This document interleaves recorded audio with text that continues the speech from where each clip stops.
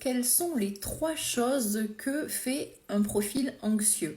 Alors, une fois n'est pas coutume, je vais parler du profil anxieux et non pas du profil évitant. Alors, évidemment, les deux sont liés puisque les anxieux, eh bien, les choses sont faites ainsi, ils sont en relation avec des profils évitants.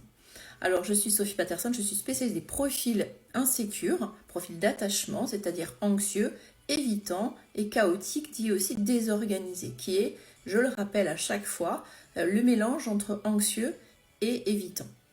Alors, effectivement, j'ai voulu faire cette vidéo parce que c'est important. Moi, j'ai beaucoup quand même d'anxieux en accompagnement et certains se reconnaîtront, certains et certaines, et ils viennent me voir en me disant « Mais Sophie, j'ai envie d'y voir plus clair, je comprends pas, je souffre, etc. » Et effectivement, donc comment, eh bien, un anxieux réagit de façon instinctive.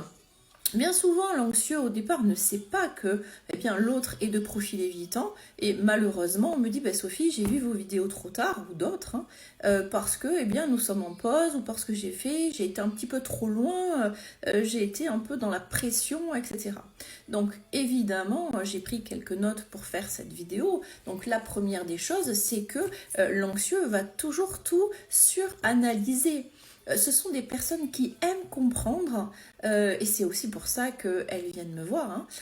Et donc en fait on va analyser la moindre chose, style pourquoi il ou elle n'a pas répondu à mon message, par exemple qu'est-ce que ça veut dire, etc. Donc on va essayer de tout analyser pour essayer de comprendre eh bien, pourquoi effectivement la personne n'a pas répondu et le temps va lui sembler très long. Donc je ferai une autre vidéo hein, sur la perception du temps qui n'est pas la même en fonction d'un profil évitant et d'un profil anxieux.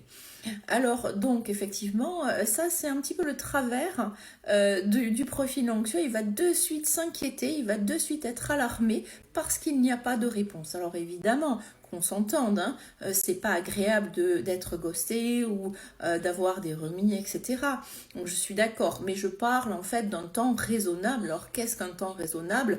Pour moi je dirais que avoir des nouvelles une fois par jour, ça me semble assez correct.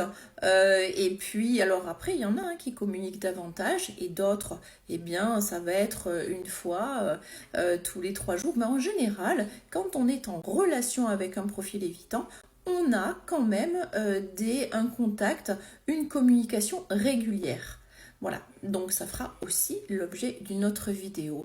Alors, effectivement, ensuite, il va envoyer des messages quand même pour voir un petit peu, pour checker, alors pas pour fliquer, hein, mais en tout cas, c'est ce que va ressentir l'évitant, hein, c'est-à-dire qu'il aura besoin d'être rassuré, hein, ce profil anxieux. Donc, à chaque fois, il va être en demande par rapport au profil évitant. Évidemment, ce n'est pas compatible avec un profil évitant. Et ensuite, ça va être des moments où il y a cet élan hein, d'affection et il y a des moments où effectivement il va être désespéré de la réaction du profil évitant. Et oui, parce que plus l'anxieux, eh bien, il va vouloir être rassuré, plus il va aller vers l'évitant.